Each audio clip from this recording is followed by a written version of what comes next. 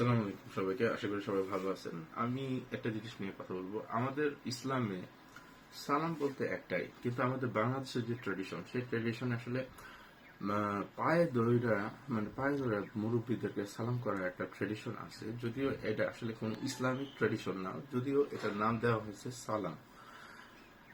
আমি অ্যাকচুয়ালি কোনো হাদিসে এই জিনিসটা পাই নাই যে পায়ে ধরে সালাম করতে হবে বা করা, এটাকে সালাম বলে।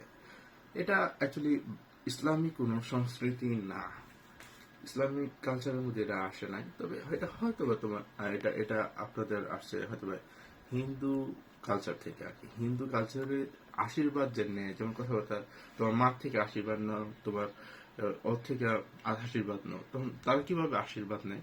তারা যাওয়ার পর তারা প্রণাম করে আর কি।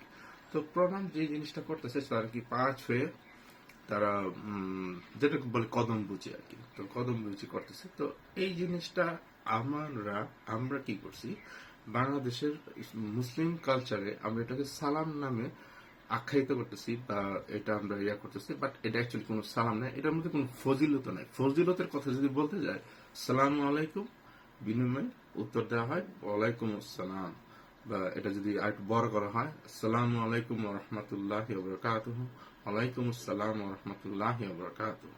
এটা হলো সালাম এবং এটার মধ্যে ফজিলত আছে। কিন্তু এই পায়ে ধরা এটা আসলে কোনো সালামের অন্তর্ভুক্ত কোনো না। এটা সম্পূর্ণ সালামের বহির্ভূত, মানে পায়ে ধরে যে সালামটা, সেটা মানে সালামের বহির্ভূত একটা কাজ। আমরা এই জিনিসটা একটু সাবধান থাকবো, আমরা এই জিনিসটা করব না। আর আমরা এইভাবেই আমাদের ছোটদেরকে শিক্ষা দিব যে এই সালামটা কোনো সালাম না, এই জিনিসটা আমরা খেয়াল করব।